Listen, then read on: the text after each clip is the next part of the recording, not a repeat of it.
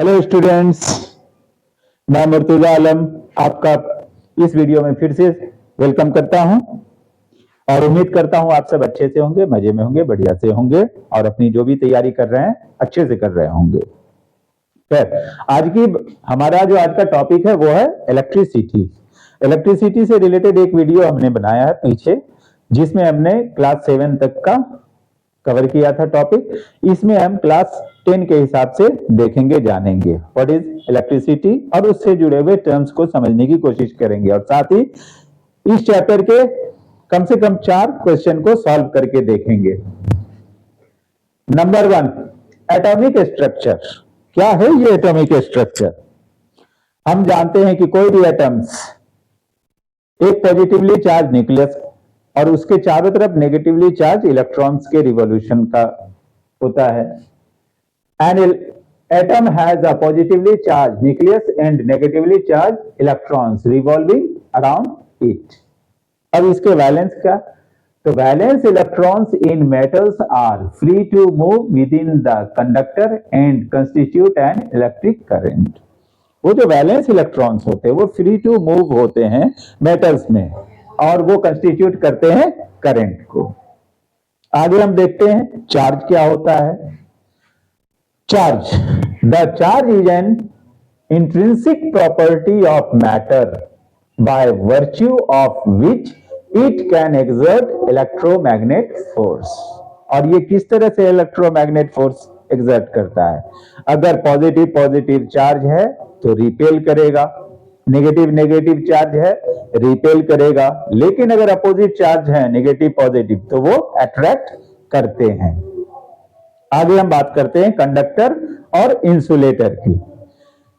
हर वो सब्सटेंस जो अपने से होकर करंट को पास होने देते हैं या बहुत कम वो रुकावट डालते हैं, उन्हें हम कंडक्टर कहते हैं। और जिनमें ये रुकावट या जो कह लीजिए रेजिस्टेंस ये ज्यादा होती है वो इंसुलेटर कहलाता है।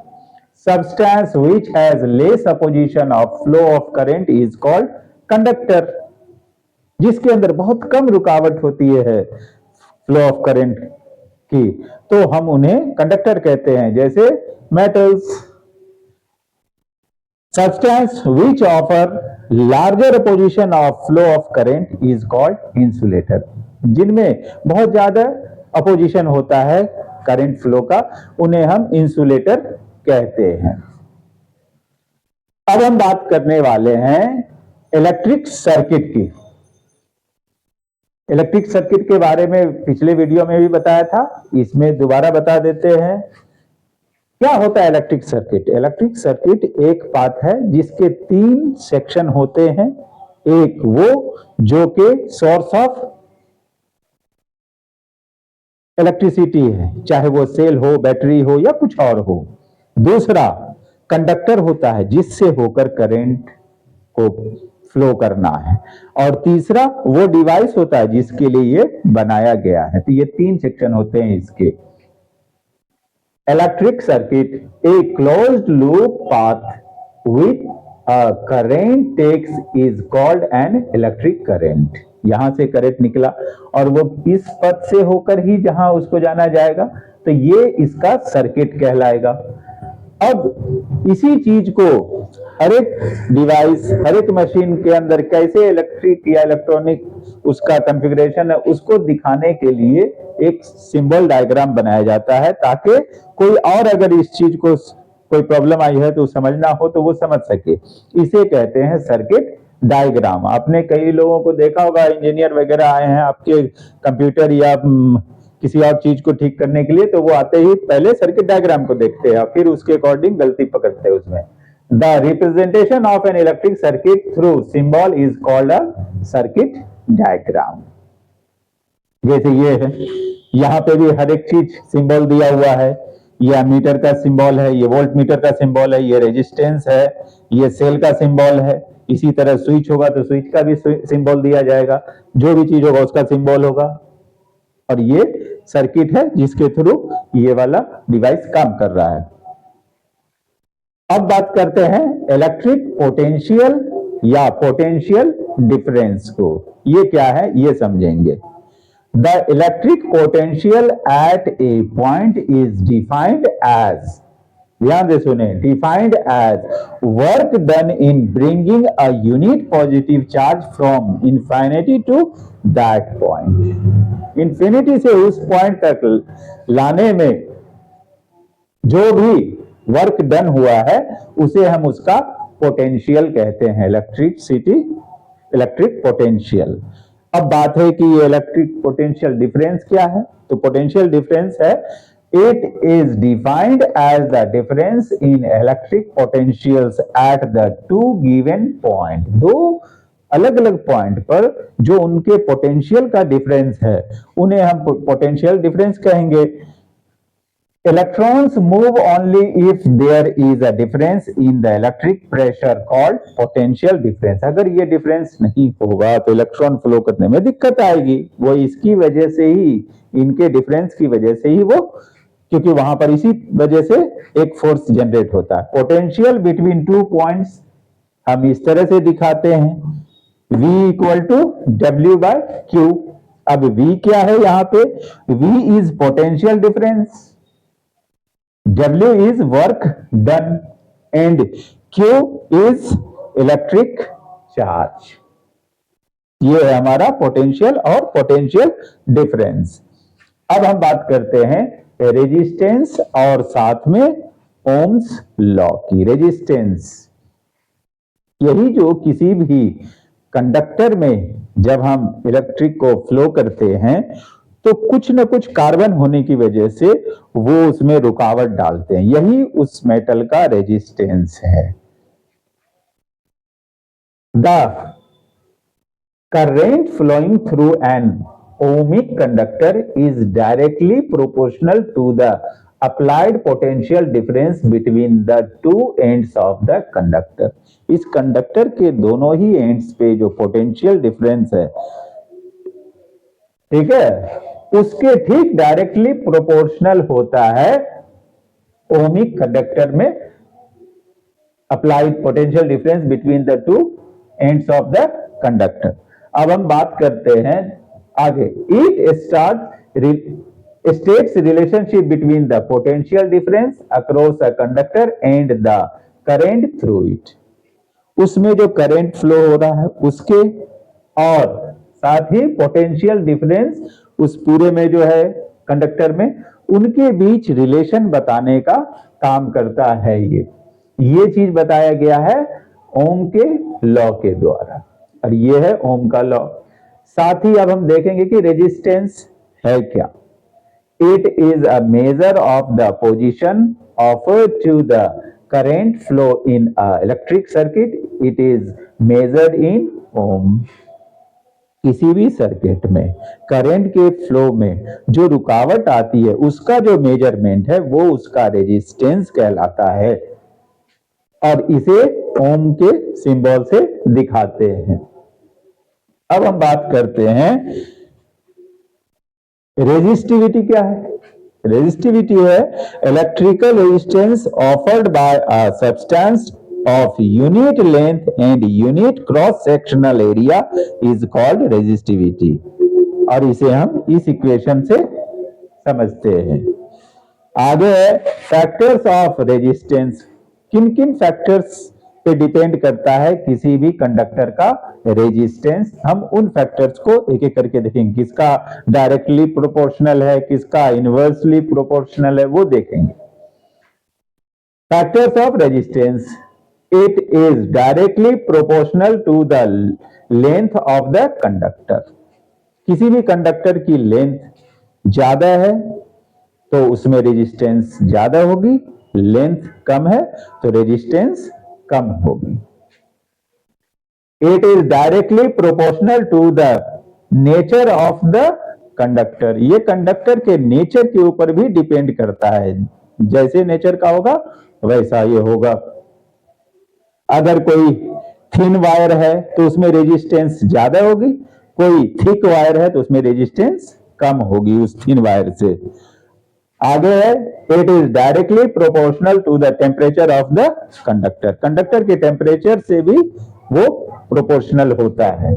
लेकिन It is inversely proportional to the cross sectional area of the conductor.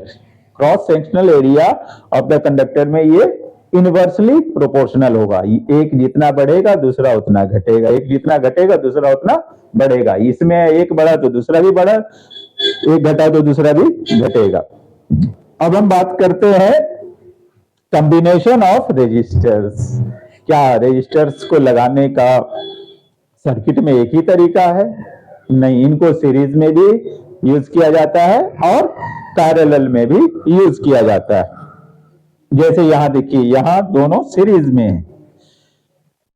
To resistors are said to be combined in series. दो रेजिस्टर सीरीज में कंबाइंड हैं if they carry the same current.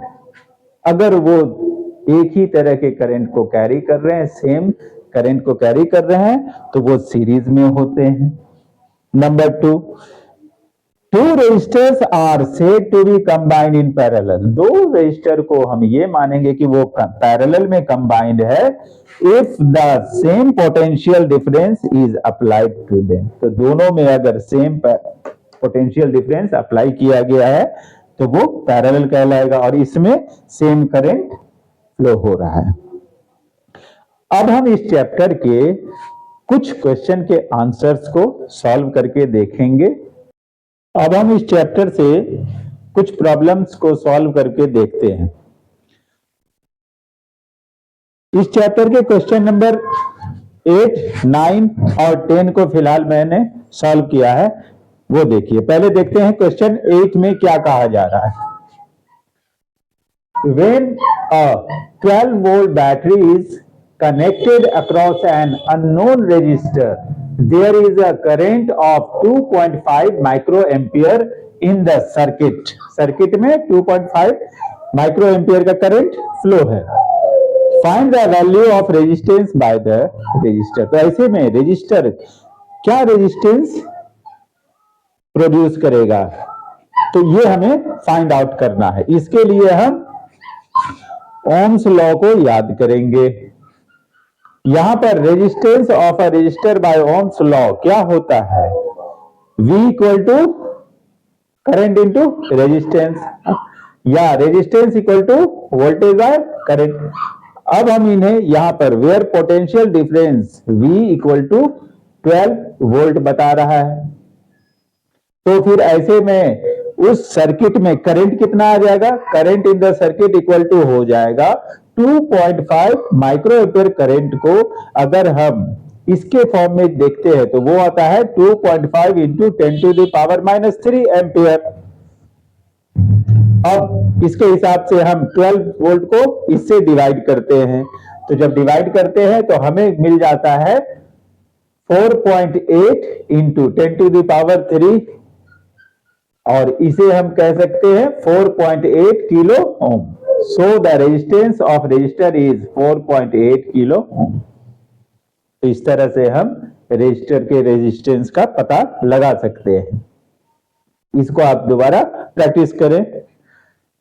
9th question कह रहा है a battery of 9 volt is connected in series. Series में है ये, ठीक है, पैरेलल नहीं है। ये दो तरीके से होते हैं, एक पैरेलल होते हैं, एक सीरीज में होते हैं। ये सीरीज में है और इसमें कौन कौन से रेजिस्टर्स सीरीज में कनेक्टेड हैं? वो है 0.2 ओम, 0.3, 0.4, 0.5 और 12 ओम। ये इस सीरीज में लगे हुए हैं। How much current would flow through the 12 ohm resistor? तो इससे होकर कितना करंट फ्लो हो सकता है, उसे फाइंड आउट करने के लिए हम काम कर रहे हैं। अब देखिए सॉल्यूशन। बैटरी वोल्टेज 9 वोल्ट की कहा जा रहा है। रेजिस्टर्स जो है वो सीरीज में है, R1 इतना, R2 इतना, R2, क्योंकि ये 5 है तो हम इनको नाम दे दिए R1, R2, R3, R4, R5, और उन सब के वैल्यू हम सीरीज में जोड़ते हैं तो वो आ जाता है 13.4 ohm. Now current through 12 ohm resistor क्या हो जाएगा? Current equal to voltage by resistance equal to 9 by 13.4, और जब हम इन्हें सिंप्लीफाई करते हैं तो हमें मिलता है 0.671 एम्पियर, यानी 0.671 एम्पियर वहां पे फ्लो करेगा। Hence the current in 12 ohm resistor is 0.671 ampere. तो इस तरह से हम इसका पता लगा सकते हैं। आइए अब हम फिर पैरेलल वाले को भी एक प्रॉब्लम को सॉल्व करके देखेंगे कि उसको कैसे करते हैं। ये सीरीज वाले थे। तीसरा क्वेश्चन कह रहा है how many 176 ohm resistor in parallel are required to carry 5 ampere on a 220 volt line.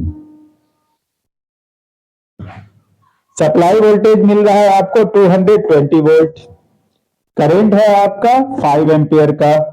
Late the number of resistor be X, मान लिया रेजिस्टर का जो नंबर है वो एक्स है, तो फिर क्या हो जाएगा L by R equal to X into L by 176। तो resistance equal to 176 by X, हमने उसका साइड बदल दिया बाय ओम्स लॉ। अब ओम्स लॉ को हम रिकॉल करेंगे और हम पाएंगे V by R equal to 176 by X. अब हम x को यही रहने देते हैं, बाकी को शिफ्ट कर देते हैं, तो हमें मिल जाता है क्या 176 इंटू आई बाय वोल्टेज। आई यानी करंट कितना है 5 है और वोल्टेज कितना है 220। इनको इनकी जगह पे प्लेस कर दिया और जब हम इन्हें डिवाइड करते हैं तो हमें मिलता है 5 से 44 टाइम में 220 कट गया, 44 से 4 टाइम में 176 कट गया, तो हमें फाइनली क्या मिला 4। सो 4 resistor of 176 ohm are required to draw the given amount of current। तो इस तरह से हम इनको सॉल्व कर सकते हैं। एक प्रॉब्लम और हम देखेंगे जिसमें पैरेलल के बारे में है, जैसे यहाँ सीरीज का है तो पैरेलल वाले को कैसे सॉल्व करके हम उनको बताएंगे, उसको भी सॉल्व करते हैं। Here is the 11th question of this chapter. The question is show how you would connect 3 resistor। आप 3 रजिस्टर को कैसे कनेक्ट करेंगे। ईच ऑफ रजिस्टर 6 ओम, जो हर एक रजिस्टर है 6 ओम का, so that the combination has a resistance of, और 2 बार में करना है इसे। पहला रेजिस्टेंस कितना होना चाहिए, पहले में 9 ओम और दूसरे में 4 का। फर्स्ट यहां देखिए, यहां पर पैरेलल का यूज किया गया है, पैरेलल सीरीज में ना होके पैरेलल में है 6 ओम और ये 6 पैरेलल में, ये भी 6 ओम है, ये भी 6 ओम। अब इन दोनों को अगर हम एक कर दे तो ये पैरेलल वाले हो गए और ये। अब इसको जान के इक्विवेलेंट रेजिस्टेंस 9 ओम होना चाहिए, तो required equation 6 plus 6 parallel 6 equal to 6 plus 6 parallel 6 equal to 6 into 6 by 6 plus 6, 6 6 जा 36। अगर हम यहां पर ऐसे देखें तो ये हो जाएगा 36, 6 6 कितने हो गए 12। यहां पर तो आगे आपका 6 ही रहेगा, 6 प्लस, अब 12 3 जा 6 प्लस 3 इक्वल टू 9 हो गया। सेकंड में कह रहा है 4 होना चाहिए, इक्विवेलेंट रेजिस्टेंस 4 होना चाहिए, तो उसके लिए इस तरह से किया गया है। इसमें 2 सीरीज में है और एक उनके पैरेलल है, तो इन दोनों को 6 प्लस 6 कर दिया पैरेलल 6, एक इक्वल टू 6 6 12 पैरेलल 6। अब वही वाले तरीका को यहां यूज करेंगे हम, 12 इंटू 6 बाय 12 प्लस 6, 12 6 जा 72, 12 6 18, 18 1 जा 18, 18 4 जा 72 4। तो इस तरह से हमारा ये सॉल्व हो जाता है। उम्मीद करता हूं आप लोग इसे फायदा उठाएंगे और इस चीज पे मेहनत करेंगे, और जो मैंने जिस ढंग से आपको समझाया इससे भी बेहतर ढंग से आप काम करके दिखाएंगे।